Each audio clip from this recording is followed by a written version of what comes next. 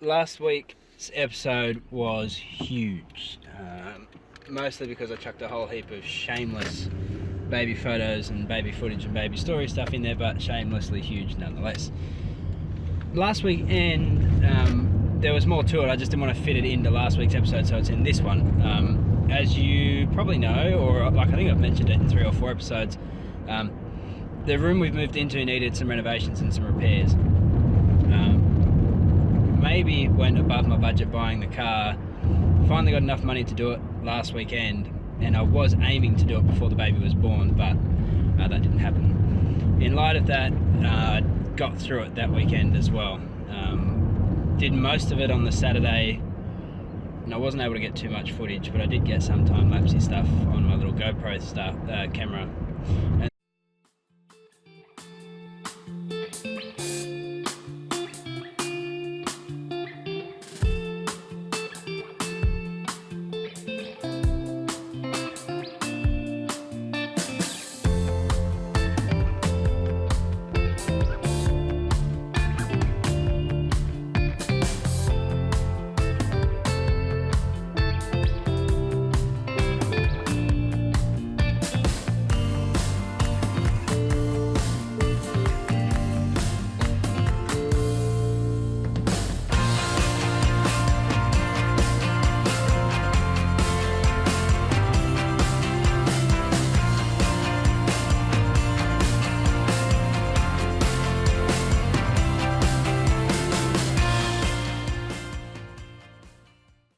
So as you can see,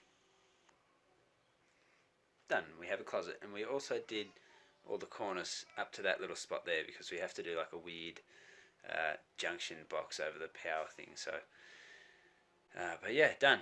There's no cold drafts coming in anymore, so Bubs is happy in a bassinet under the cornice. And when I can afford to paint it, I will paint it. But yeah, construction done. Good morning, YouTube. Episode 7, week 8. Not really handling things well. So as you saw last video, my wife and I have had a baby, and as I expected, it's very, very hard on our sleep. But that's not my problem, if I'm being honest. My problem is that I spent far too much time this semester not doing uni. Like when I was sick, my wife was pregnant, and when my wife had the baby, and the other things that popped up in the way, and I just cannot get back into it.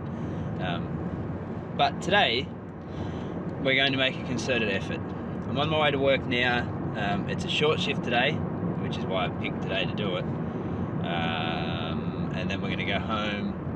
I'm going to write out a list, and I'm going to try and break up the stuff that I missed, starting with the thing that I have an exam for this week, which is last week's work for Public International Law. I'm going to break it up into little bite-sized chunks, and I'm going to do one little bite-sized chunk and then move on to a completely different task. So I might spend, or however long it takes me to do that chunk, I'll spend about the same amount of time, if not a little less, on like editing videos. Because I've got a backlog of them as well, and then go back to study, do another chunk, and then like that, which is the way the flipped learning method is supposed to be used, and it's definitely not the way I've been using it, because I'm used to just sitting in a 2-hour lecture and then doing a ton of reading and moving on with your life. But that's not the way this model works, so I need to adjust. It's week 8. We have a 2-week break starting at the end of this week. I have one assignment due during that break, but then I basically have 4 weeks left of uni, including an exam, including an essay. The lady was on the wrong side of the road.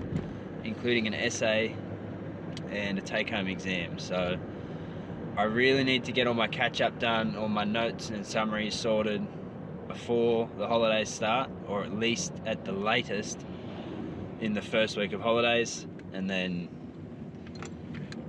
we should be okay. I mean, I know I'll be okay. I'm always okay, but I'm feeling pretty far behind.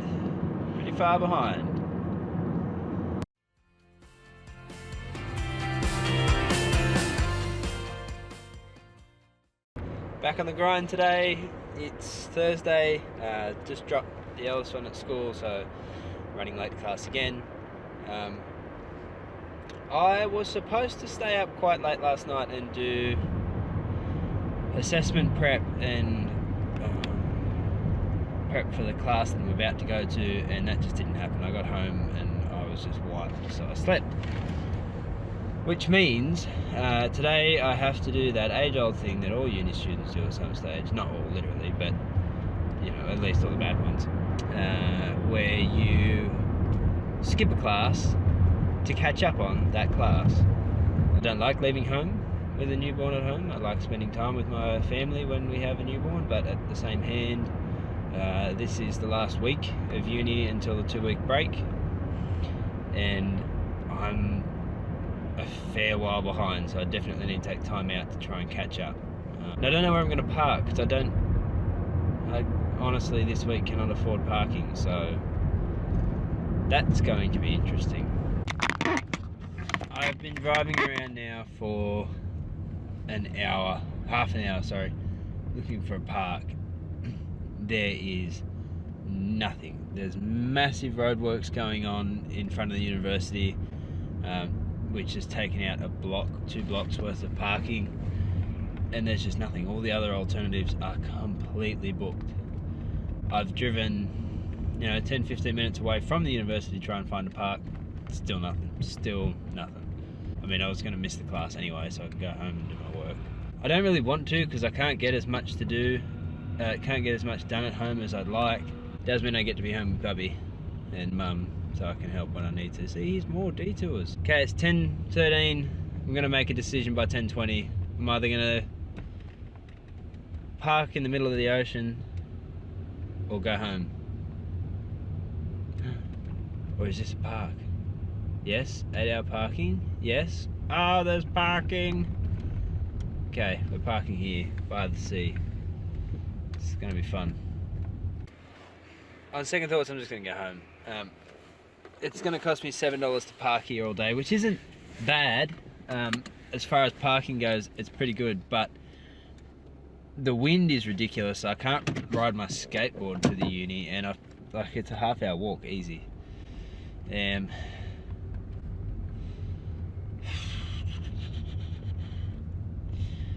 See, the problem is, and why it's such a conundrum, is because as soon as I go home, there's a lot more stuff that isn't uni that I have to do, like household chores and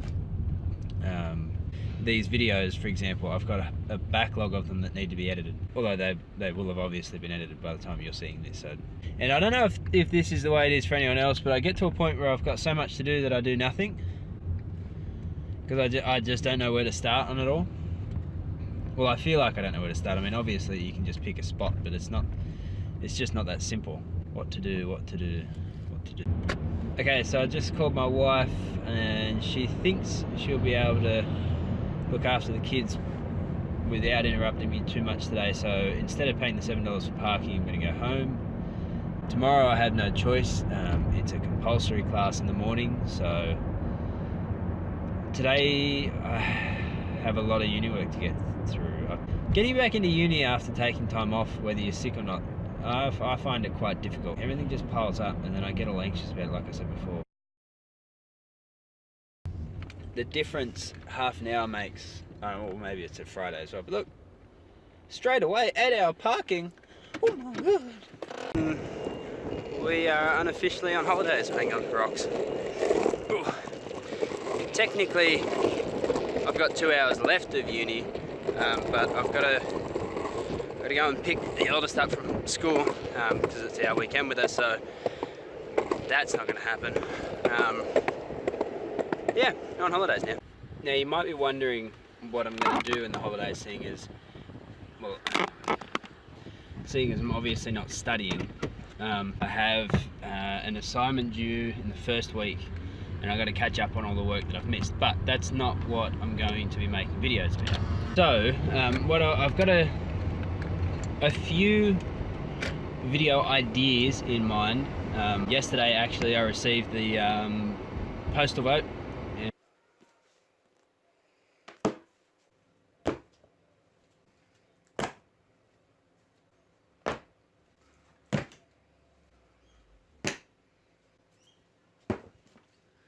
that one I'm putting in there just for fun.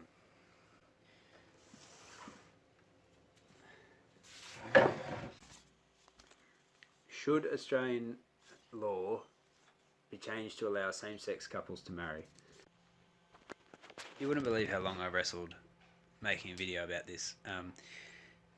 The same-sex marriage thing survey.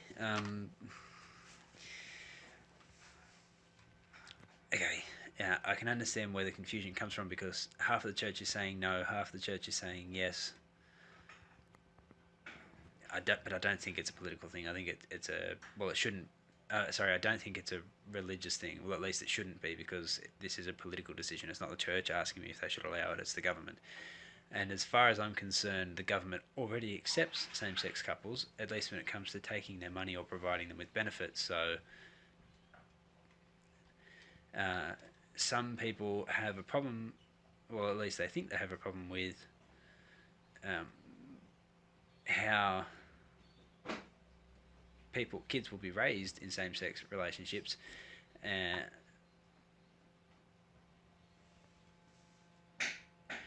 My answer to that is, at the end of all my studies, what I've learnt is that it's more about having a healthy, adjusted, happy, enriching, respectful and loving environment at home than anything else. Those things, on top of, biological factors like nutrition and enrichment, nutritional enrichment and things like that, are what's most important to child development, not the sex of the parents.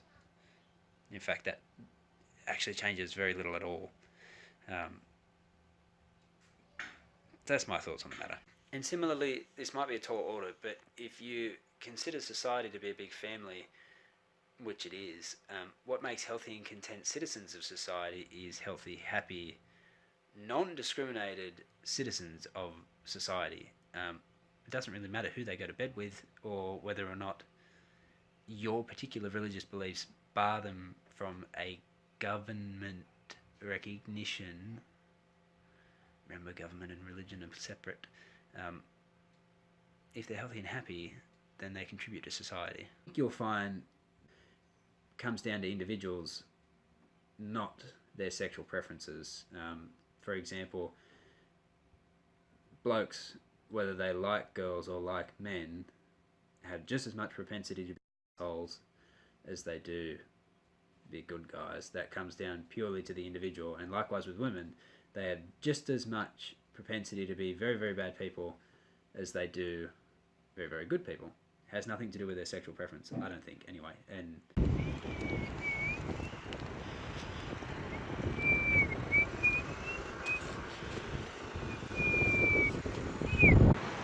good luck, beautiful people.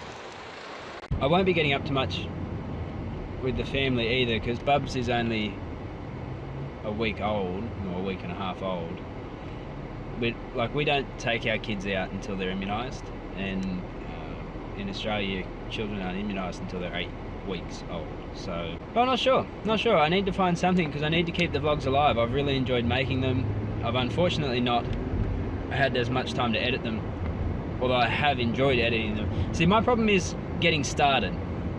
I procrastinate at the start of a project, and then it just never eventuates. It's the same with uni. Like, I can sit there, like last night for example, I sat there for ages with the first lecture in the online learning module open, and just hadn't started, and found a million other things to do while I did it. But once I started it, that's it. I was there for a good 20 minutes, and then half hour for the next bit, and so on and so forth.